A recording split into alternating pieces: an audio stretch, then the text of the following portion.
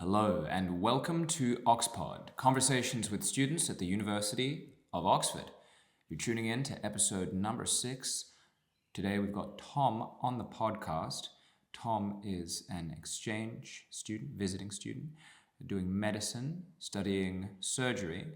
And today we talked about why he came to Oxford, why he chose to do medicine. We talked about medical specialities, the ones that he's doing and the others that exist.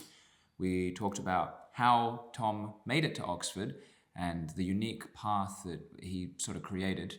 What you might find interesting to listen to is that Tom didn't necessarily scout out a pre-existing program at Oxford, but instead made the necessary connections and won the prerequisite competitions to actually be invited to sort of do an elective program of his own, which may be of interest to the people looking to come to Oxford from an unorthodox route.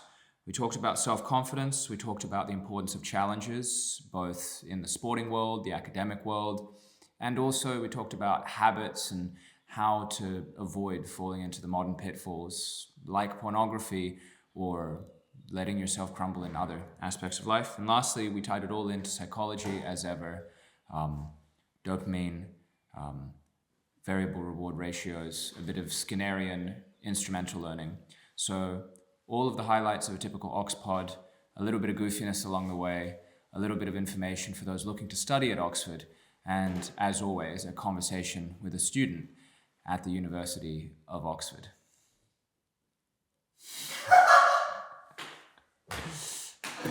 All right, that's good. Let's go. Amazing. Lovely to have you on the pod. Tom, would you like to introduce yourself? Thanks for having me. I'm the grey import from Australia. Yeah. So I'm here for a couple months at Norham Gardens. Have I given it away? Have I given the game away? Are people allowed to know where we are? Yeah, they can figure it out. Yeah. I've just given the rough region. The rough region. Yeah. And so, what are you studying? Medicine. Mm-hmm. Yeah, I'm in my last year now, so I'm here for my elective. So it's a good bit of fun. Yeah, it's nice to be here. And how have you found it at Oxford now? I love it. Yeah. Yeah, it's good. Yeah, I visited before, but it's really nice. I'm enjoying it. It's nice because you can have really interesting conversations at any point. Yeah, I think that's a big advantage of the town having that academic atmosphere rather than it being restricted to a building, is that people don't treat their university life as something that happens when they walk into the lecture room and then when they walk out, they're back in London or they're back in Brazil, Leah, the town. The point being that there isn't that distinction. Like once you're in Oxford, it just surrounds you for the duration of term. I think that's really good as well. I think it's really protective for your studies. I've been in the non-collegiate system myself, and I don't know. By contrast, this is an interesting change. So I'm interested to see what I think of it after I've been here. And obviously, you'd have some good insights as to what it's like being in the collegiate system now. But we say living out of college this year. I know, yeah, that's true. But are you ever really out of college? Everyone in the house is involved. I think it's good. They're pretty actively involved in their studies and in their college system anyway, going to the MCRs or going to college events or whatever it is. So. And how did you get into medicine? We've talked about this before, but just for the record, what was it that drove you to decide that you were going to do medicine? Right. As opposed to what I was doing beforehand. Mm-hmm. Yeah, just walk us through sort of how you got to your current degree. Yeah, okay, sure. So I've always loved science. I think a lot of people who end up in med will give you the same answer, that they've always loved science. And like a lot of them, they will say that they probably did an undergrad in science of some kind. And I'm no different, so I did chemistry. Mm-hmm. I did 4 years of that. And then I decided that I want something different than academia alone going forwards. And so I took a bit of time out and had a big think. I went and shadowed a doctor who was a family friend we just happened to know. And I loved it. I was meant to be there for a couple of hours in the morning. I was meant to just go have a coffee, sit in with him for a couple of hours, go home, and I went in at say 8 a.m. I left at about 6 p.m. Time just flew by. I loved it. There was research involved in the treatments. There was a direct relationship between the research you did and the quality of the care you gave. There was a really direct feedback from your input and your effort to the output, which was, I suppose, how the patient felt and how they improved. And that just stole my imagination. I was really, really excited. And so I applied, I sat the GAMSAT, applied for medicine, and moved from, I was in Sydney at the time, so I went from Sydney up to Brisbane. Yep. And started medicine. Okay. And that was 4 years ago now. And then let's fast forward to Oxford. So how did you get here? Okay, so that was through my interest in surgery, which I didn't have initially. Okay. But I developed an interest in surgery during the program, and I did something we have called so I should explain that in medicine, if you're not in medicine, it's based on colleges for your specialty. So there's different specialties: general practice, emergency medicine, general surgery, whatever it is. It has its own college. And so the Royal Australasian College of Surgeons has a competition, which is a surgical skills competition. And what happens is the universities select a team, and then they compete against each other between universities, between medical schools, to see who's the best or whatever of that year. Okay. And so through that, I went through the UQ round to get onto the UQ team. University of the University of Queensland, that's okay. Right. The University of Queensland Medical School. So they had a sort of qualifiers, if you like, to get onto the UQ medical school team. So I did that. And then I met an oral and maxillofacial surgeon who was one of the tutors for the team, if you like. They were helping us prepare for the inter-university competition. Gotcha. So that was Dr. Barbara Woodhouse, name drop. Shout out to her. Shout out. She's maybe listening. I'll let her know and she can listen. Barbara, and legend. I told her my interest in surgery. We had a conversation about it. At the time, I was more looking at plastic and reconstructive surgery. Okay. Which is quite a related field. And that's plastic and reconstructive is cosmetics exclusively, or is it to make people look more attractive, or is there more that goes into it? There's more that goes into it for sure. Okay. Very, very broad field. Mm-hmm. But anyway, so it's through her. I'm not going to. We can go to that. No, we'll circle back. So it's through her. She organised it. She said, "Look, if you're interested in plastics, have you considered MaxFax, which is a short for maxillofacial?" I said I hadn't. I wasn't really aware of the field, and she had colleagues in the UK. I told her that I was interested in coming over for an elective. She sent out the message and helped me organise it, and that's how I came to be here. Amazing. So do I understand it right that this wasn't a pre-existing program that runs every year? This was right. You expressing an interest, and then sort of through sort of going out of your way to do things that aligned with the path you wanted to follow. That's how this. That's occurred. Right. It's the second one. That's right. There wasn't a pre-existing program. So Oxford does have a sort of an overseas elective program where if you're from a different medical school, let's say my medical school, in theory you can apply ahead of time. Then you come to the university through their pre-set up program, and then you can do a placement like what I'm doing in whatever specialty it may be. But maxillofacial surgery isn't one of them, unfortunately. So I would have been doing it in a different subspecialty. Okay. So just to make sure that I'm hearing that right, it's mascular or maxillar facial? Oh, maxillofacial. Maxillofacial. So the full name is oral and maxillofacial. So oral in the mouth, maxillo from the maxilla, which is one of the bones in your face. It makes up your upper jaw. Okay. And facial is the remainder of your face. You can think of it basically as your ears forwards. Your ears forwards, okay. So if there's anything in front of your ears, within reason, you can kind of think of that as potential territory for this specialty to be looking after you. Okay, and there's a separate specialty for sort of things that go towards the back of the head, the neck, and so on. That's a different and whether it's inside and if it involves the throat and that sort of thing. So it gets complicated. It's Obviously, the eyes is its own granular, thing. how granular this gets. Incredibly so. Incredibly so. But the thing is, those specialties all work together. Okay. So it's very common for, let's say, the specialty I'm in now to work with the ear, nose, and throat doctors, because that's all so closely related anatomically and functionally. Okay. That there'll be collaboration there. So is the measure of granularity, or the unit of granularity in medicine, essentially the reasonable amount of time that a specialist, or a reasonable amount of information that can constitute a lifetime of study and practice? Is it really is the limiting factor of why someone can't be a specialist in 5 areas the fact that you just have 24 hours and 90 years of life at the most? Right. You could go at it either way, couldn't you? This is now just a sort of spitballing, and so I'm not entirely sure what the answer is, but I suppose you could think about it as, you could take, ideally, in an ideal world, if you were a subspecialist in just the tongue, that would be perfect for someone who only had a problem with their tongue. So that would be good, but then you'd probably run out of work. Okay. Because not enough people injure their tongues. So then you'd have to think about, well, maybe I need to add a little bit more to my repertoire to be useful. So there'd be an element of that.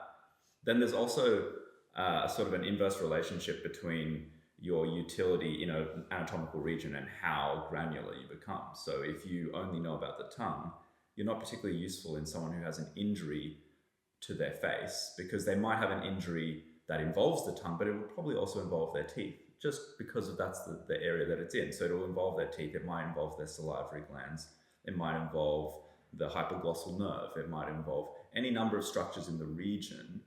And if you don't know about them because all you practice is the tongue, then now you need to call in 5 other colleagues, because each one knows about the teeth, one knows about the tongue, one knows about the... So it actually makes the care worse for the patient. So there's got to be a balance there. If you want to know enough to be useful, but you want it to be focused enough that you can be incredibly expert. I see. So who is it that really does this develop organically? Is there a top-down decision? No. Okay. Organically. Interesting. Historically, and it's different from country to country. And do you think that over the span of decades and centuries, as certain professions or certain aspects of daily life become safer or more dangerous, there's a change in demand? Is there a particularly famous speciality that, or specialism that, is that the right word? Specialty? Specialty, Yeah, there we go. Yeah. Suffolk's game, not the best today.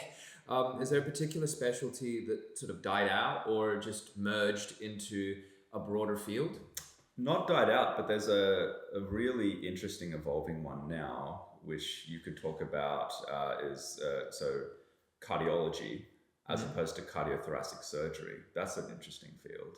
Okay, so just briefly, what's the difference between cardiothoracic and cardiology? Cardiologists are not surgeons in a general sense. So you could think about them approaching problems of the heart from the medical side of things. So if you think about medicine as being split between medical, so we're talking about changing your lifestyle, giving you medications, that kind of thing as a way of treating disease, versus surgical, which is, we can't treat this through lifestyle management or through medications, and we need to do some cutting. We need to remove something, add something, change something anatomically, generally in an operating theatre. That's the surgical approach. So there's 2 different ways you can come towards something like the heart. Okay. So a cardiologist will run ECGs, they might give you heart medications, they might do regular long-term follow-ups as to your heart health to maximize your longevity or maximize your well-being. A cardiothoracic surgeon is needed when you need to cut into the chest, look at the heart, maybe correct a valve problem or whatever it may be. But what's changed is, with the advance of, say, imaging and endovascular, so doing surgeries by running tiny little thin wires through your blood vessels, they're able to do a lot of the work that previously you had to cut into the chest for. Okay. So a cardiothoracic surgeon 20 years ago, if you had a problem with a valve, a heart valve, you'd go to a cardiothoracic surgeon, they'd open your chest, they'd open your heart, and they'd fix your valve. Now you might be able to have that valve fixed by having a tiny cut about 1 centimeter long into your groin, into your leg, running a wire up your femoral artery, for example, up and down into your heart, and then use tiny instruments to then correct that valve and then snake the wire back out through your leg. There's no cuts in the chest. Okay, so then if I understand right, it wouldn't make sense to devote years of training for a person to do the more invasive, large-scale stuff if they could instead make use of this technology, and then sort of there's an opportunity cost. They can devote that time, but as you're implying, it's not so clear-cut that you just want to do away with one. It's more of a bifurcation. Yes. There's cases where it's useful to have someone who just does the sort of more detailed stuff that you just described versus someone who still does the whole sort of like opening up. Exactly. So then the question becomes, what do you do if you want to be a cardiothoracic surgeon, or if you currently are a cardiothoracic surgeon? I'm not suggesting they're going out of business, but it is a consideration. I see. Because that's work that they would have previously done. Mm-hmm. So then interventional cardiology encroaches into that. So there's a bit of a conflict of interest there, because if I were a cardiothoracic surgeon, I'm not sure that I would have the easiest time of favorably looking at any of these technologies that are essentially allowing someone to take my job. They don't need the training that I have, and in addition, they will then possess training that I don't have and outperform me. Yeah. So with the caveat that I'm not suggesting that the conflict of interest would limit their judgment in giving the right care to a patient. Of course, you can see that there is a newer and emerging challenge in identifying patients that previously you would have comfortably treated and questioning whether or not you should be the one giving that treatment, and maybe it should be someone else now. You heard it here first, folks. We're going to war with cardiothoracic surgeons. That's right. That's what I said. You know, if you're a cardiothoracic surgeon, you need to set the record straight. Come on the podcast. And honestly, you probably have the time now because you're going out of business. As Tom has said. But also, by the way, maybe if you see him at the hospital, then give him a shout out. Please give me a job.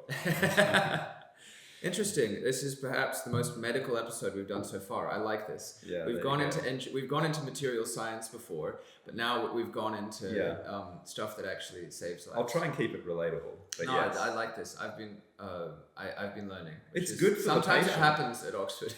But it's good for the patient in that case. And I think when it comes to everybody that we have on, a big question that sort of looms for those that are listening that might not yet be studying at the University of Oxford, but would like to, is hearing about how people get from doing what they like, being in high school, being in a different university, and then being here. So we've had someone who was a visiting fellow from Stanford, someone who went the traditional undergrad route. Yeah. I think it's really interesting that you essentially created you paved your own way. And even though attending Oxford isn't the be-all and end-all, I think for many people it's desirable, not just because it makes it easier to get the interview. The prestige, I think, unlocks the door, and then your competence is what will determine whether or not you can stay in the room, so to speak. There's that. There's also the nice city. There's the experience. There's the historical component. But I think your situation is quite unique in that you didn't have to search out a pre-existing program. You made your own thing, really, through just following that thread of this is interesting, this is meaningful, this is this is hard, but if I train up, I can do it. So was this the goal from the beginning, that it would specifically be the University of Oxford, or was this just you following things as they worked out? Following the thread. And then what would your advice be to somebody who might want to do the same? That they might be in medicine, they might be in something else, and for whatever reason, they're not the typical candidate. They're not someone who's just finished with 3 A stars. They're in a different situation. Right. So what is it that you would say, looking back? What is it that you did that got you here? I would say following your gut is really important. I think it's undervalued, and it's hard to define, isn't it? It's not a very medical thing to say. Your gut, what does that really mean? I guess there's some sort of instinct that hopefully you have. I think that I might be lucky to have that instinct and to have trusted it. You know, you might be raised to not trust your instinct and be quite insecure, and that's not against you. That's a factor of your situation, the culture that you're in, maybe financial strains during your childhood. There's all sorts of reasons that you may not take the leap of faith or whatever it may be. So I would have to thank my parents for that.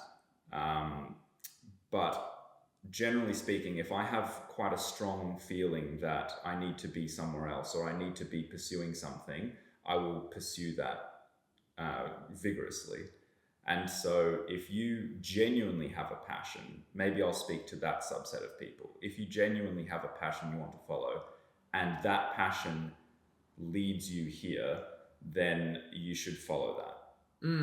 Okay. So I guess the converse of that is, if the reason for coming here is perhaps not because of who is here or an experience that you want to have here, and it is more to do with preconceived notion of what Oxford is or what any particular university is or what any particular career is, that maybe it's not unintelligent, but perhaps it's unwise. Perhaps in the long run, that's not something that you will not be extracting everything you could have extracted out of your experiences. You might be happier somewhere else, doing something else. I would say the reason I wanted to be here was I had a gut instinct, having visited before and played with the notion of applying, coming here, doing further research or another degree. I had a strong inkling that I would be surrounded by like-minded people with passions, and that I would be in my field, I would be around people who probably wanted to be doing the best work with the best people. So that's already a really good catalyst for excellent work. If nothing else, if you don't have the facilities or you don't have the right experts with the most publications or whatever, if you're surrounded by a group of people who are working incredibly hard to achieve a common goal, you're probably going to get somewhere. And I think coming here, I knew that there would be a lot of people trying to achieve something, and that is exciting to me already, regardless of the field. Absolutely. I think that's a big part of the energy at Oxford, and I think it's a big part of the energy at universities in general as an institution, that people are striving, that people are here for a limited time, and that they're constantly working towards a particular endeavor, an ordeal.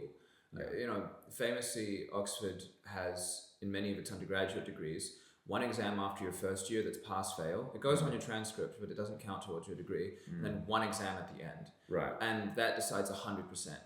And a lot of people get very squeamish about it, understandably so. But I think that it's also, and it's easy for me to say because I have a 40-60 split, which is, I prefer. But the point being that there's an ordeal. There's the ordeal, and the way that I've tried to reconceptualize it. And actually, I've said this before on the podcast, and as someone preparing for surgery, you can correct me if I'm wrong, but the way that I've started to view these huge exams at Oxford, comparatively huge, is they're like performing surgery. This whole notion of, what if I'm feeling bad on the day? What if I'm otherwise well prepared, but this indirect measure of my competence does not work, but just because of circumstance. And I suppose the response that I've slowly come to sort of maybe infer is that it doesn't matter. You should be so good or you should aim to be so good that even if you've got a headache, a migraine, you're nauseous, and 3 family members just passed away, provided you go, that won't stop you. You'll perhaps get a worse result than you would have otherwise received, but it will still be an excellent result. In the same sense that with a surgical situation, clearly you can ask for someone to sub in if it's gone completely wrong.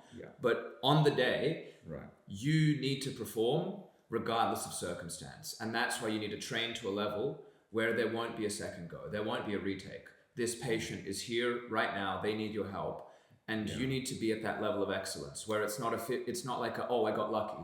I got unlucky and I still performed excellently. Yeah, so there's a good phrase that is used here and there in surgery, I've heard it in particular, which is you don't practice until you get it right, you practice until you can't get it wrong. I like that. I like that a lot. Of course, there are going to be circumstances where you need to identify that you might be about to get something wrong, and that's when you ask for help. You have to always, in surgery, you have to put the patient forward. I guess in your example is you have to put your own education first. That would be the example, because it's quite, I guess academia is quite selfish. It's about your achievements, at least during the time that you're at university. So you are doing yourself a disservice if you don't prepare to that degree. It's no one else ultimately who will suffer. I would argue for most cases it's you. So if you really, really prepare well, then I think it also gives you a lot of confidence. There's something to be said, and there's crossover here, interestingly, with sport, I think. And I know some of the athletes that I talk to about this disagree in various regards, but there's something to be said for hard training. And you shouldn't do it all the time, and there's all sorts of physiological reasons why you should not. But the advantage of doing things that are hard, and it doesn't have to be sport, it can be whatever. If you do things that are hard and have a strong expectation of failure and prove that you can overcome it and succeed, that gives you a lot of confidence, whatever you're coming up against in any other field. So in your example, I suppose, for exams, if you know that you have truly done what you could have done, and you come up against a situation that is a real challenge, it will not be the first time you've been challenged. Yeah. You can't expect to succeed the first time you come across a challenge. You may, but you may not. And I think if you know that you can consistently come up against something that is hard and bash your head against a wall for long enough until you get it right, then when you're sitting the exam, yeah, you might not get it instantly, but you can bash your head against the wall for the next 5 minutes until you figure out how to answer that question. It's very powerful. And it aligns with the advice given to me by an alum of my college, and I forget, producer, Sir Drake. Do you remember what college Drake first went to? He's an interesting character. Drake initially, and shout out if he's listening, initially studied PPE at the typical sort of out of high school, out of sixth form situation. Graduated with the Gibbs Prize, which is awarded to the best candidate in the whole year. Okay. Went away, started doing work in conferences and the energy sector, and then decided, as I understand it, to come back and do another BA in archaeology at Harris Manchester College as an adult because he was fascinated by it. Okay. And also got a Gibbs Prize again, a second time. Oh wow! And it's also my understanding that because while he was doing this degree in archaeology, they changed the ruling for how it lines up and when you can get one. He technically got a triple Gibbs Prize because he got one by the old system, and then they changed it. And then he was still eligible to get a new one. They gave him. In the new system, a Gibbs Prize without rescinding his previous one. So I believe he is the only human being in history, and I'm sure this makes him uncomfortable, but he is the only human being to have received a triple Gibbs Prize in the history of Drake his real name? Yes. Congratulations, Drake. Yeah. That's very impressive. Yeah, and it's also powerful. And when I was very grateful because to him, in that we did a brief meeting once over Zoom, because I was very, very nervous about my essays. It's the basic unit of all exams for most of the degrees here. Yeah. But I feel a little bit better now. But even into my second year of the degree, I felt like I didn't know what I was doing. Right. It was just complete headless chicken sort of feeling when I was doing it. And one thing that Drake said to me about his preparation for exams is that he hated the feeling of walking into the exam hall for his mock exams and not knowing, of not being prepared. And so, whereas many students, myself included, will pursue the strategy of just picking a part of the syllabus to prepare and then hoping that you get that range of essay questions, Right. he would aim to prepare everything. Right. And so that on the day when he walked in, he would have complete confidence, or to the highest degree possible, that he could. And I think that aligns a lot with what you said of the idea that you don't train to, what was this phrase? Yeah, that's right. It was basically until you can't get it wrong. Until you can't get it wrong. Crux of it, yeah. Which, and it also links into research on self-esteem versus self-confidence. My undergraduate knowledge of the self-esteem literature is that it's extremely shaky, and that many programs that have been designed to imbue self-esteem to teenagers backfire. They produce all of, however, self-confidence seems to be a much more reliable and perhaps what would be the word, perspective avenue, in that creating the environment in which a person can prove to themselves that they're able to overcome a challenge several times in a row provides incontrovertible evidence that, you know, even if they feel anxious and bad about themselves and so on, at least they can do this thing. So the self-esteem trials, they were attempting to imbue, I think you said, what exactly were they trying to measure? That an innate sense of value without trial? Is that? So my very superficial understanding of many self-esteem programs, actually all of them, without fail, every single one. I'm sure someone can come on and correct me. That's is that they were focused on a reframing of one's pre-existing circumstances. That you're good as you are, you're already great, and that, you know, you shouldn't be so down on yourself. You're amazing. You should love you. You know, it's the system and it's the people around you and it's all of this toxicity that tells you that you are not enough. You are enough. Right. And it just focuses on reinterpreting pre-existing circumstances and you as you already are, rather than saying, actually, you might be terrible, but you can test yourself. Right. And if you, and you know, you might fail awfully, but then in the stage of practice, but then if you, you know, sort of hone yourself time and time again in a self-constructed crucible, then eventually, if you even if you feel awful about yourself, why do your feelings matter? Welcome back. I do a psychology degree, I swear. Why do your feelings matter if you've succeeded in this specific domain? Right. You know, who are you to say that? You might not even have the authority to deny your own capability if you're doing so well. And I think from that, when you have that evidence, that gives you a certain confidence. You can walk into a situation and you feel anxious and you can just discount that and say, yeah, that's my feelings. But I know that, you know, in 50 cases, I've done amazingly, even under stress. Right. But maybe self-esteem is self-confidence across multiple domains. Or within a specific domain. No. Or it's validated. No, I mean, if you that it generalizes. That once you achieve self-confidence in a sufficient number of different domains, sufficiently different domains, you then build a sense of what I would then say is maybe that's what self-esteem is that you can go into certain situations and be open to the possibility of failure with the expectation that you may achieve something reasonable and feeling okay about that, even if it's a social situation, a math question, a difficult familial interaction, a medical challenge, whatever that may be.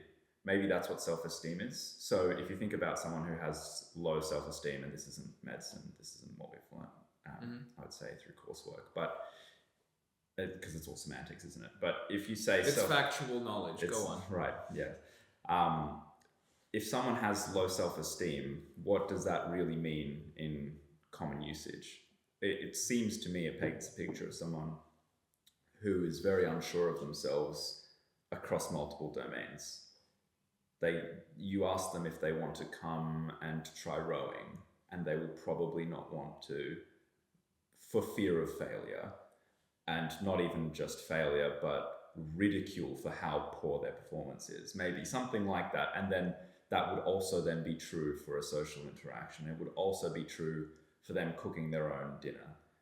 and then there's overlap with anxiety and other. But I guess subclinically, what is it? And I think it's something along those lines. And so maybe if you you can build someone's self-confidence in one domain, it will not necessarily generalize, but it's a good place to start. So if someone completely lacks self-esteem and self-confidence in any domain, it's good to give someone a task that they can succeed at eventually through hard work. Yep. And then it might be useful to give them a task in a different domain that they can slowly build up to success in. Yeah. And maybe that would then begin to generalize. Maybe 1 makes you think you can succeed in 2. 2 makes you think you can succeed in 5. Maybe it builds like that until you get to the point where you think you are worthwhile in a more general sense and capable.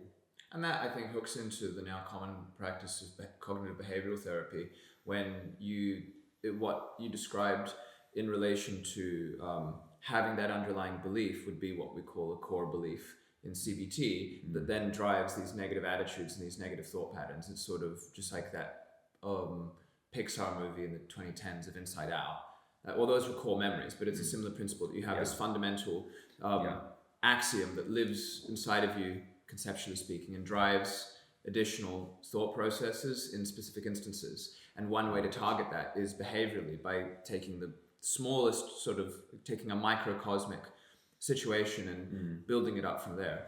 Right. And I think I sort of was thinking about that in my revision of like clinical psychology stuff for my exams. We'll see how that goes. And I was making these essay plans, doing all this revision, and I was like, but how do I know that I'm actually getting anywhere? Often I would walk out of the library and feel like, was that productive? How do I even know? And as often happens, only in the final 2 weeks or a week of your month-long revision, you're like, oh, that's what I should have been doing this whole time. Right. I realized, wait, I can just design my own tests in Quizlet. Controversially, people say that Anki is far more productive, and it probably is, but I honestly am a sucker for the fact that Quizlet just looks nicer, and you can make little games that are less effective.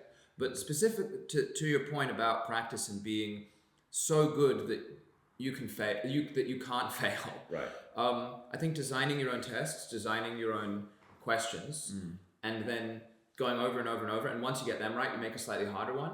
Yes. That would be my advice, and something that I intend to put into practice this term for all of my subjects, well in advance of exams. Yes. Not only for revision, but also so that I feel I have some sort of evidence that, okay, I'm getting somewhere. There's always the possibility that we live in a world of random tragedy. That's just part of reality for reasons beyond our knowledge. But at least you can minimize it. You don't want to leave it the same or maximize it. And I think testing yourself is so useful. And also in cognitive psychology and cognitive neuroscience, we know about the testing effect, wherein, are you familiar with this? Yeah. For those at home, if you present participants with just notes and then test them afterwards, you can do various configurations of these, of the conditions. For instance, if they get it right once, then you never test them again, or you test them again regardless of whether or not they get it right. Essentially, if you do all of these permutations, you find that just testing people until they get it right, and then slowly reducing it down to just the remaining items, is substantially more effective than asking them to read over these new words that they need to learn over and over, or doing the two together. Right. So that last part, I'm not entirely certain, but the takeaway message is the testing effect. Having a test isn't just for the benefit of the teacher to mark students. It's substantially beneficial for your retention of information. Yeah. I think sorry, go on. No. But that it carries over this ordeal, that humans are built for ordeals, and yet we're averse to them in a sense. We get anxious, and we think that anxiety is supposed to drive a pushing away. Ice baths and challenges. Thank you, producer. Didn't want to. I just know that I need to get better at like the subtle cues, but I'm sort of leaning in the opposite direction of just like derailing the whole conversation for a minute. There he is, face palm. Okay. So but that there is a link there, isn't there? Because we're talking about self-challenge, and I guess if you're talking about drivers for change and adaptation and having a stress, and human beings do take to a stress by adapting or learning or whatever, I suppose if we wanted to talk about challenges, this morning, yeah. That we did have a challenge this morning, didn't we? Yeah, so this morning we went out and did an ice bath. Producer Ryan and I have been doing ice baths prior to exams every single morning for several weeks in a row. That's true. We've got this little inflatable tub. We're not sponsored yet, but the company I went with is Ice Frontier on Amazon. There's a lot of them that do the same thing. I'm sure it's the same factory that just does them. They're a bit insulated, get the ice in. We've been doing that, just get the Tesco 2-liter water bottles. It's an easy setup. And notably, today, this morning, you joined us, made the right decision. I did. How was that? How did you feel getting into the ice bath? I felt good. I felt like I think it would be too corny to say I felt like I overcame a challenge. I didn't. I think the fact that I did something slightly uncomfortable when I felt a bit sleepy made me feel more alert and more like I could engage with whatever it was that was coming along. I just felt more alert. It was good. It was good fun. It was good fun. And it's also good to do it socially. Absolutely. I mean, there was the three of us and we were listening to music at the time. So it was a good way to kickstart the day. Yeah, there's something tremendous in suffering together. I know that anecdotally, or rather from memory, I've heard it said that people's performance on strength training improves by a statistically significant amount in the presence of others. Having that competition effect of, if they lifted that weight, I want to lift that. If they ran for that long, then I want to run for that long. And I think that's very, very useful. And that's part of the reason why during COVID, when we had sort of online lectures and online exams and all that, even though you're not competing with your cohort in the same sense when you're listening to a lecture, knowing that other people are attending to this information and that they're taking notes and that they're focused, I think in a big way, consciously and unconsciously, whatever that means, sort of gives you additional energy in the fuel tank to focus in and do the work. And it's just better for everybody. They get something out of it, you get something out of it. It's just better. It's good. It is good. It is good. And I think that has been a real challenge because then all of a sudden all the small challenges of every day became quite solitary, didn't they? Whereas previously the challenge of getting out of bed was shared by everyone else who got out of bed. This is true. There's nothing better than waking up in the morning and you get up not quite early, substantially earlier than usual, like 6 a.m. or something. Right. You go out, for me, that's like maybe 7:30 a.m., but you get out and then you see there's already cars, there's already people walking, there's somebody running. You're like, I need to get after it. There's other people that have done this. We're all here, or at least we're in the subset of people that have done this. I love running around uni parks, especially early in the morning and seeing other people. And you give each other a look, not even a smile. Some people give me a grimace. Maybe that's just how I look. But regardless, there's a sense of solidarity that like we're in this, we're doing this. And as I understand it, you and the mystery producer are taking up rowing. Yeah, we're taking up rowing. I think that's the perfect way to overcome adversity every morning. Yeah, with other people. Others overcoming the same adversity. I think there's something so beautiful about that. Well, we'll see how I feel after the first outing. That's true. But that's true. I'm really excited to try that because it's like you're suffering together. You're there, you see each other, and you want to say that, this hurts or you're tired or whatever, but you can't because everybody else is there and you see that they're not breaking sort of the chain, they're towing the line. Not just in the physical exertion sense of that term, but also in the sort of mental sense of that term and in terms of willpower. Yeah, well, you owe it to each other. It's not just to yourself. So when you have a duty to other people, you can push yourself a little bit further probably. If you were rowing on your own, you might be able to take it a little bit easy here and there if you really wanted to.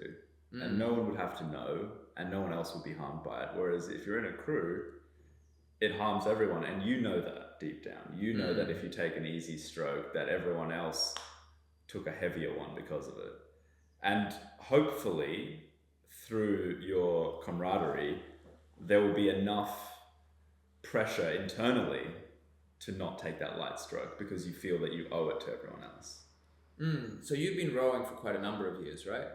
Yeah, I've had a bit of time off now, but yes, I did row for a number of years. So 6 years, right? About that, yeah. And this was back in University of Queensland, or? No, I didn't row at UQ. No, this was at ANU Boat Club down in Canberra is where I started, and then Sydney Uni Boat Club.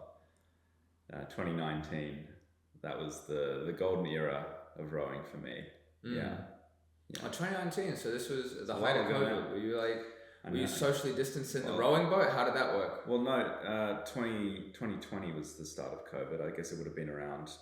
Oh yes, that's maybe right. November, December was when roughly. Wasn't it the case that because in Australia it started later in the sense that there was a stricter quarantine? I think it really started around maybe January of 2020. Gotcha. Approximately, depending on your state.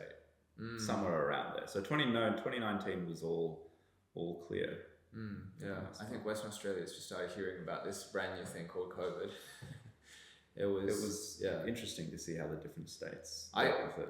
Before coming to Oxford in the summer of 2021, I graduated from university in Russia, and I wanted to stay to do some jobs. I wanted to do some stand-up. Yeah. And my mom was adamant that I come back to Australia. And at the time, I was quite upset because I felt that my life had sort of living for 4 years in Moscow. I had a flat with friends. I had jobs lined up. So like my life was there.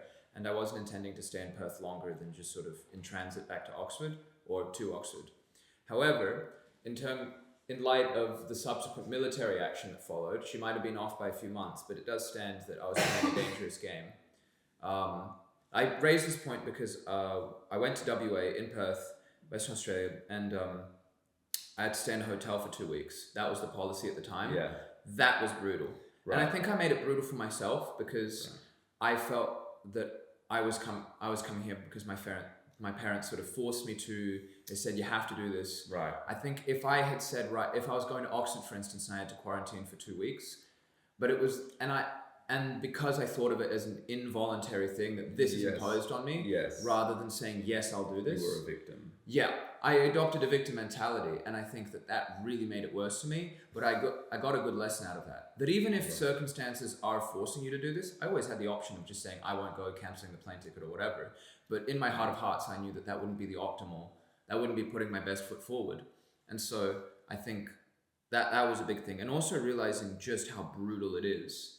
2 weeks felt like forever. Those last 2 days, I was just on the floor, just like waiting for the seconds to go by, rather than, for instance, adopting an exercise routine. Sure. But everybody thinks, I think a lot of people think, oh, if I was just like on a desert island for a month and, no one was bothering me and there were no external pressures, well, then I would do all of the, and I would posit that, no, external pressures are really good. Having to meet a friend at 7 p.m., having to go to do this, having this, that is so good because the pockets in between are defined by like, oh, I need to hurry up. I've only got X amount of time to do this. It creates a value hierarchy where you have to employ a system of arbitrage or triage rather to say this and this I can't do, this and this I can do, and therefore, that must mean that this is more valuable than this.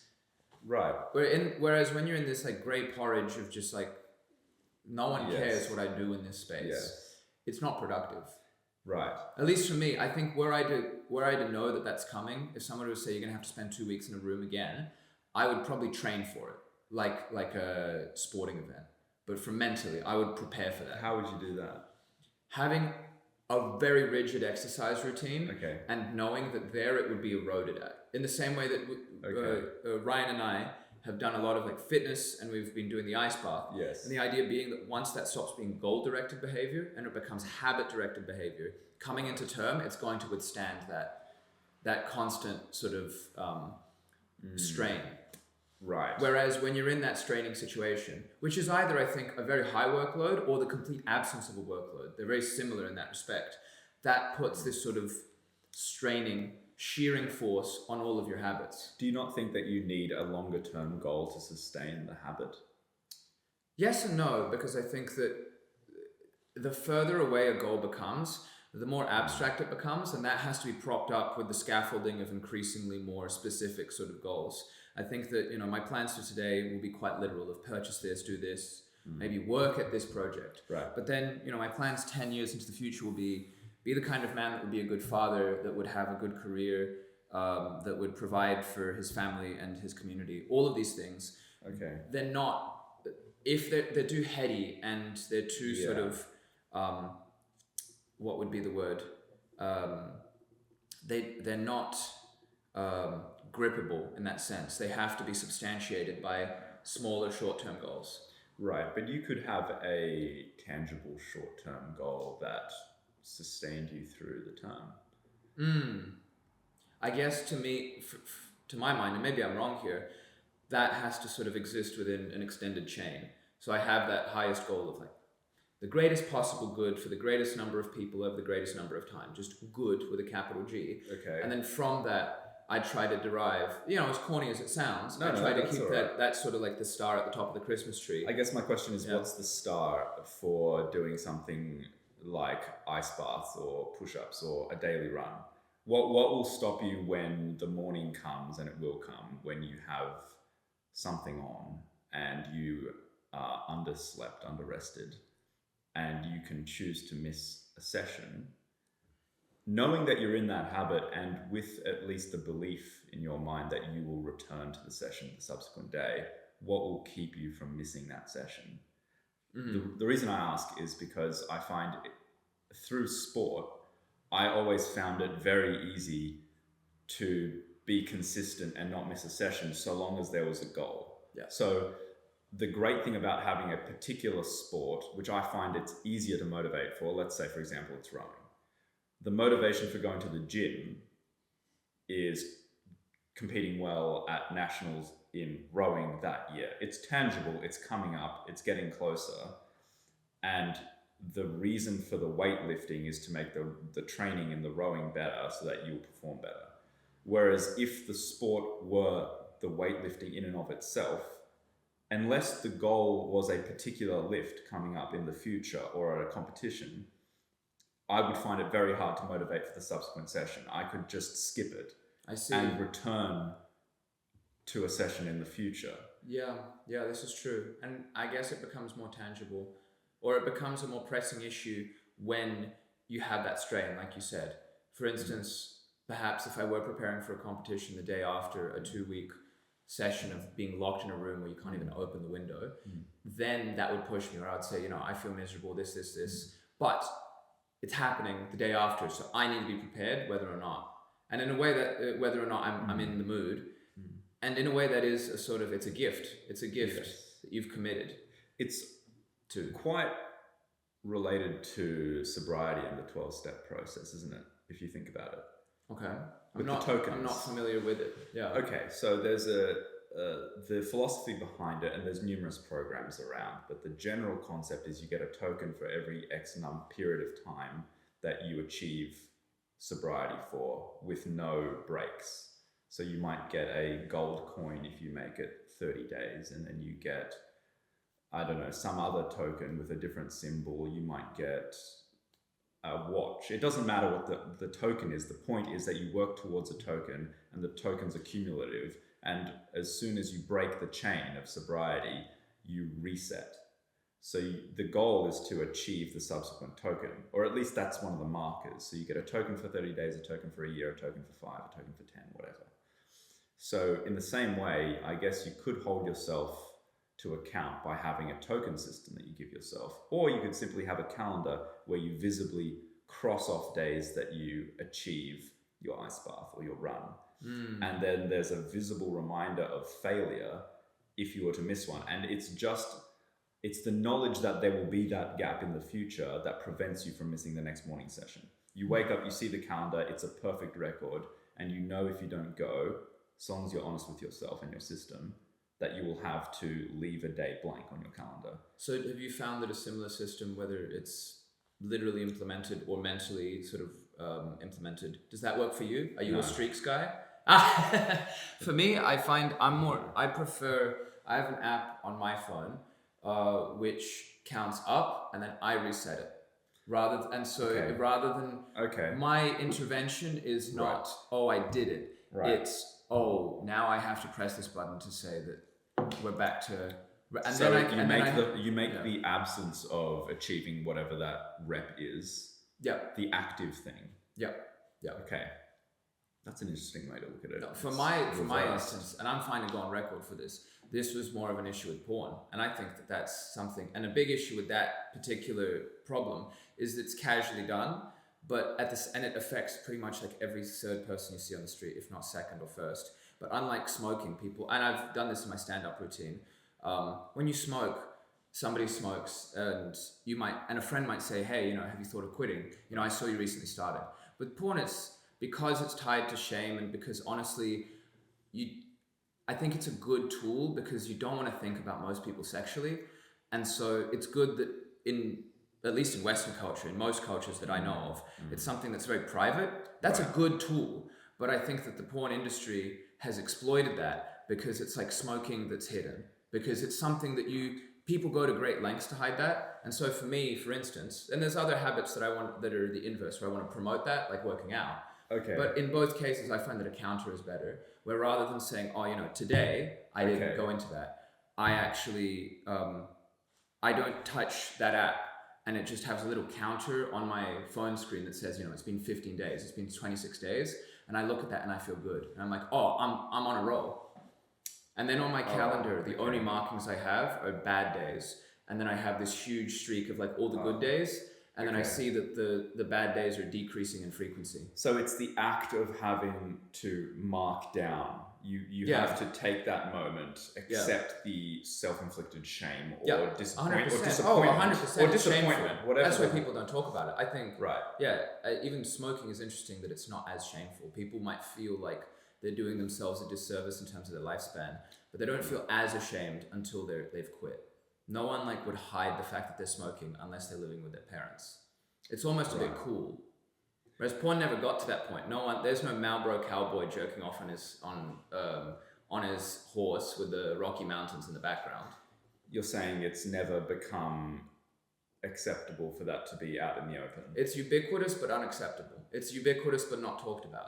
And therefore it's hard. It's in a sense kind of like the Voldemort effect, where because people don't say it, and there's a good reason for not saying, and I wouldn't bring it up in the company of I wouldn't bring it up in the middle of a restaurant chat unless I had an intimation that these people that I was with were ready for that kind of conversation. Right. But that's a problem. And I think that we shouldn't always just be saying uncomfortable things in every context.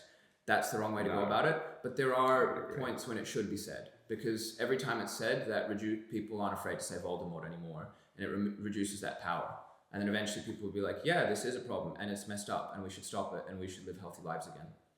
And I guess that counting system implies that rowing or doing these things is the default state that you're trying to introduce. It's the normal. It's the norm.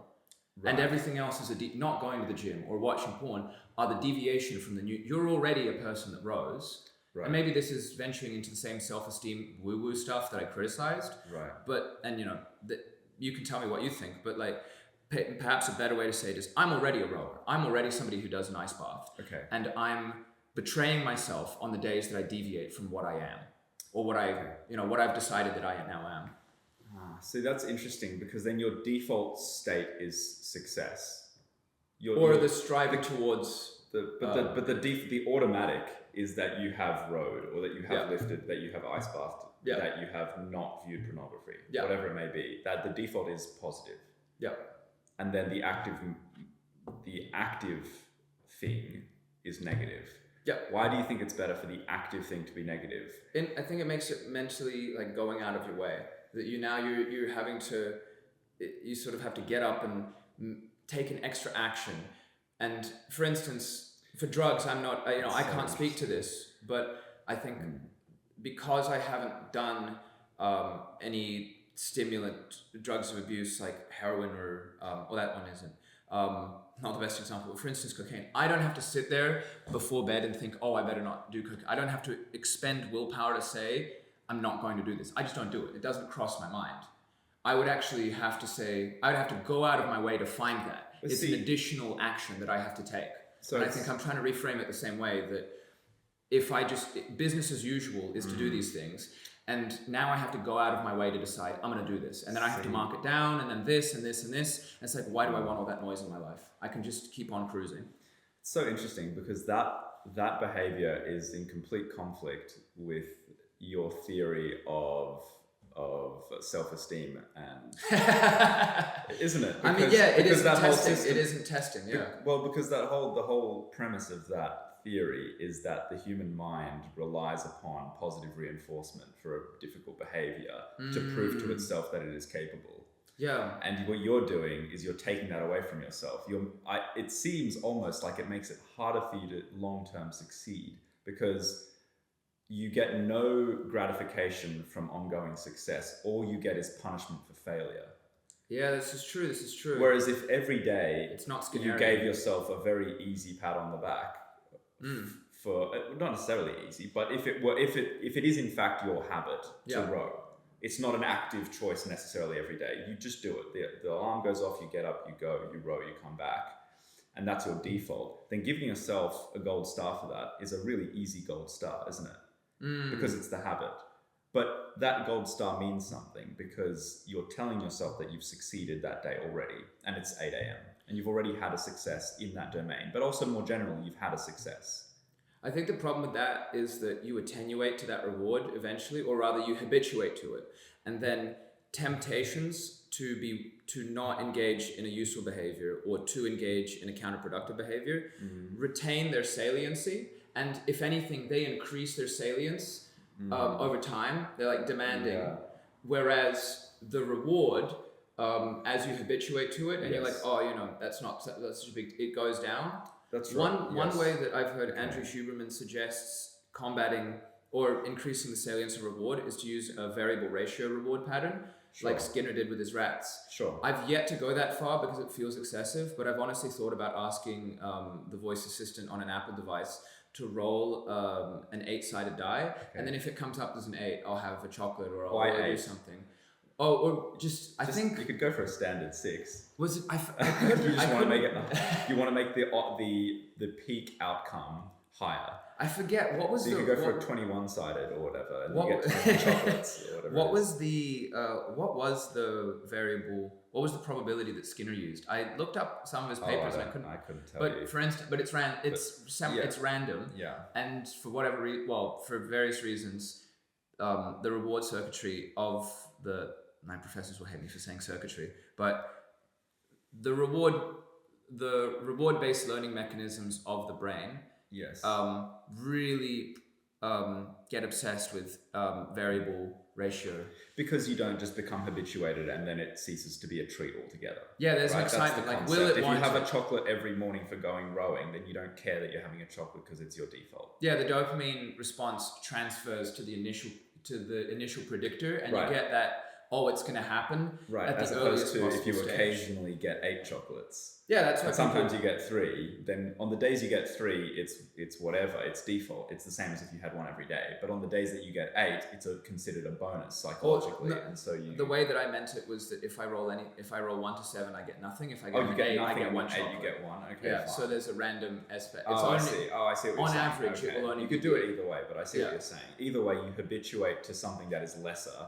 And then by some external, whatever that may be, a roll of a die, you get a bonus. That's how slot machines work, because they're there's two things. Firstly, they give you tiny rewards incrementally, which decreases your loss aversion, because it feels like you're not actually sustaining that much of a loss, even though you put in £1 and you get 53p. And then on top of that, you get occasional really big jackpots. Yes, and which are outweighed by all the little losses. But 100%. Yes, I take your point. Yeah. There's an interesting paper that I think was I missed the talk, but I really would have liked to attend it, with the experimental psychology department, where these researchers were talking about how flashing lights in particular, when used in casino-like games that they simulated in rat animal models, not only, or one of the reasons that the rats over time become progressively more addicted to these sort of casino-like games, and I'm sorry for butchering this, I'm probably getting it a little bit wrong, but the point was that it decreases aversion to loss rather than increases attraction to gain. Right, so you can ignore the losses and then the wins are what they are. Yeah, which is, and also Kahneman and Tversky in their behavioral economics work identified that people usually are more averse to a loss than they are attracted to a gain, which means that if I offer a game where even probabilistically you should take the risk, people assign a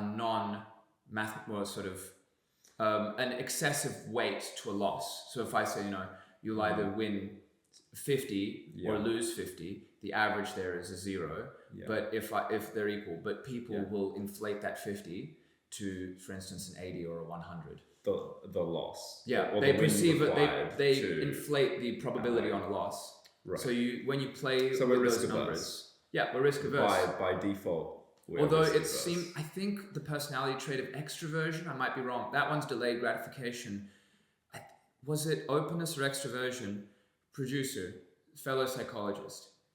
I guess we don't know, but there's a gap in the literature of my understanding of the literature. There's a gap in my library. There's a gap in my internal literature. Conflate with the entire literature. Oh, it's the same. It's 100% the same. Okay. That's empirical fact. Okay. The point being is that there is an individual difference. Yeah. But on the average, the mean is still risk averse, and that what casino-like games do, or any variable reward games do, is variable interval or variable ratio. Variable ratio, I think, is the best. That was an exam question.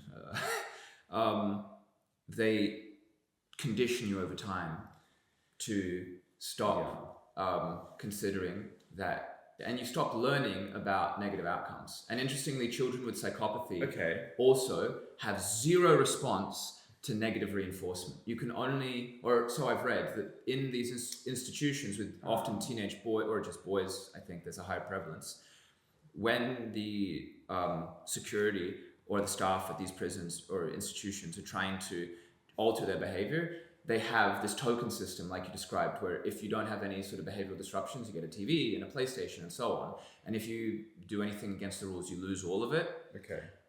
Any physical punishment, shock treatment, all of this doesn't work. They don't like it in the moment, but then as soon as it's over, there's no change in behavior. So in a way, variable rewards make you more of a psychopath. Well, psychopathy is very poorly defined in medicine, I would say. I guess in that example, it's really difficult to get good data, isn't it? Because you're talking about people in a social environment, and what you're measuring is the effect on their social behavior, aren't you? Like you're taking something away and then you're seeing if they behave the way you would expect, which is more favorably, so that you then return the thing you took away, or you don't then take away further. So it doesn't mean that someone who displays traits of psychopathy are not affected by loss. It just means that perhaps that they're not going to display the response in the domain that you're testing, which is their behavior. But it doesn't mean that someone who displays those traits is going to be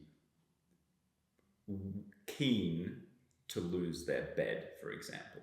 That doesn't mean that the subsequent day that someone who displays those traits is then happy to sleep on the floor. They're not. They're going to be less comfortable. They would prefer to have a bed, as anyone would. I just think it's an interesting point that what the outcome being measured is not directly the thing. It's a proxy. I don't know that that's a brilliant proxy, not speaking as a doctor, just as an observer of that. It seems to me that that's maybe not an ideal proxy. But tying this all back to what you were talking about, the whole point of the reward system is not to have an effect when it's easy, it's to have an effect when it's hard. So if you're giving yourself little rewards, you may become accustomed to them. But the point of it is that when the day comes when you feel that you can achieve nothing, you can achieve something. That's the point. It's not like it's making your life too easy. That's great. If you have a reward system that is your default, and every day you get a pat on the back and you take it for granted, that's fine. You don't have to then make yourself miserable to the point where a pat on the back is significant. The point is that there will be an external factor that will make your life so hard that a pat on the back, you would give your year's salary for someone to give you a hug or to give you a smile or give you a compliment.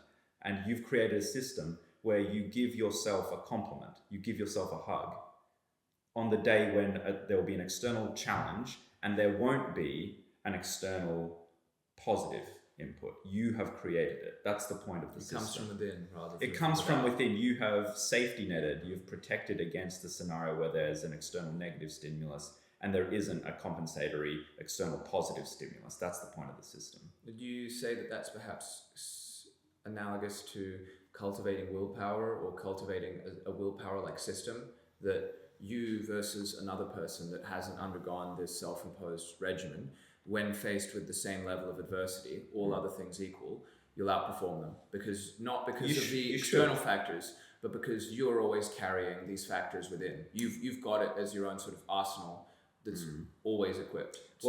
That's the thing, because you've set up a situation that the economists would call ceteris paribus, right? All else being equal. But as in economics, that's rarely the case. And you have now made it no longer ceteris paribus by giving yourself a reward. So you've taken two people, you've said all else being equal, and you both have to run up a hill on a rainy day as opposed to a sunny day, you're going to run further up the hill, all else being equal. But all else is no longer equal, because you both woke up on a difficult day to do a difficult task, and there was no one to pat you on the back for doing the task, but you've patted yourself on the back and you've said, you've already done something great by whatever, waking up, by doing your ice bath before the run. It doesn't matter what it is. So you have no longer made it an equal playing field. So you should outperform them. I think that also ties into neurophysiology in terms of dopamine. The more I went into my lecture notes, the less I felt I understood, because it's so, at least when I came into the lectures, I felt, it's for reward-based learning. It's for surprise-based learning. Not the case. But it is related to goal-directed behavior. And if you drain a rodent of all of its dopamine depleted, then it won't move more than one body length towards a food reward. Whereas if you put it right next to the food reward, it will eat it. So it still has habit-based, but it doesn't have an impetus. The drive, the motivation. So in a sense, there's other things that it hooks. There's quite a few things that it hooks into, but I think that there is a finite limit on how much willpower I think you can exert, and contested. Definitely. And so the fact that, for instance, pornography or junk food or any super normal stimulus, part of the reason why I think today there's a lot of people that are interested in developing a more disciplined way of life is because many of us are perpetually dopaminergically depleted, or at least we're at a dopaminergic deficit relative to the baseline of our ancestors, or even like our parents and our grandparents. It's harder because we're engaging in all of these behaviors that, whereas smoking, for instance, is a stimulant and it probably has an effect, it's not the same as these huge... I'm not sure. So I'm not sure if you integrated all of the dopaminergic functions of the day, that the area under the curve would be different now to what it was 50 years ago. I would say almost certainly it isn't. It would be the same. I might be wrong. Maybe Andrew Huberman, who probably doesn't care what I have to say, might disagree. Yeah, he's actually coming on tomorrow. No. That's right. But either way, it's maybe more a question of being in a situation where there's fewer challenges to undertaking what is easy and gives you an easy gratification.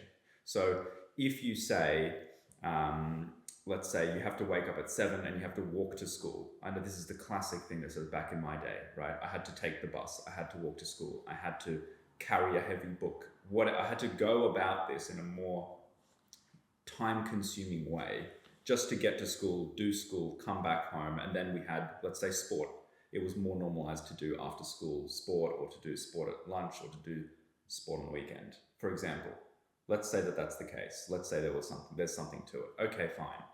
Then if you contrast that with a person who might work from home, and they don't have the constraint upon them to go to the shops because they can get food delivered, and they don't have to go and do sport because it's more normalized to stay home and what would be called self-caring, whatever that term now means. But to do things that are not the challenging thing, then you could imagine how it would be easier to fall into a habit such as viewing pornography, even beyond something that you feel is okay. So to a point where you feel shame and you would prefer to do something else with your time and be social, and you fall into this, whatever that rut may be, if you don't have something external pulling upon you to force you out of that, then you're only relying on what is internal. And on your example of the rat with the dopamine depletion, all you're relying on is that mechanism. That you're not a body length away from the thing you're trying to achieve. Exactly. And as soon as circumstance puts you a body length away, well, you're done. That's what I'm saying. And I'm saying that was the same 50 years ago as it is today. Oh, okay, I see. That's the connection, is that now it's just easier to not be more than one body length away from whatever the gratification is. In this example, pornography. Now it's easier to be... Now it's easier to fall into it. So it's not that we are now lazier, and it's not that we are now more used to dopamine. It's just the fact that the access is easier and there's fewer external factors pulling you away. So there's more, perhaps, pitfalls on the landscape. There's more things that can sort of trap you. Yeah. In a sense. Yeah. There's yeah. Because previously, even if you wanted drugs, you'd have to, I think, again, another reason why particularly porn is an issue is that with drugs, you have to go somewhere. Right, sure. Your phone is always with you. Right. And So if you want to go down the Uber, route of getting rid of your phone, that Right. imposes many limitations in the modern world. Absolutely. If you're testing someone to the point where they're going to fail, if you take an average sample, a large enough sample size of two sets of people, and one set can call upon anything that might bring them joy via their phone with no effort, and one has to make some significant effort to attain it, fewer of the people who have to make the effort will venture to attain it. You could just say it's out of laziness. That's fine. But you can't. But then I think now to say that the person who has easy access and acquires it all the time is somehow morally inferior is not valid. Yeah, that's a good point to make. Yeah, I think it's a lot of people, particularly like Dwayne Johnson, has talked about sort of how he achieved success by having his back up against the wall. I think you don't get that same sort of, the first order fear, undirected fear response. You don't get that same energy if as you lean back on the wall, there's a fire exit. If there's a fire exit behind you, then you don't have your back against a wall. Yeah. You can, just when your sort of nervous system is going to, and this is very psychological, which is because I'm more correct than the literature. No, you have that door, then that alters you, or the knowledge that the door is there. Yeah. And in a sense, you have to lock it. Yeah, you're locking your... Okay, sure. Yeah, you're Somehow, locking... Yeah, that's fine. You know, or find a different everyone wall. has a door, but you lock it and throw away the key. Yeah, or find a different wall that doesn't have a door. Right. Yeah. Right. So that's the choice then, isn't it? It's choosing to lock the door that's already there for everyone. Because everyone... Yeah, a lot of us have similar doors behind us. Once you've gone through it once, you know that it's there. Yeah. You know it's there, and it's so easy. Yeah. Anyway, I'm actually... I'm going to go off. My phone's buzzing. No. But this has been great. We should wrap it up. All right. It's been phenomenal.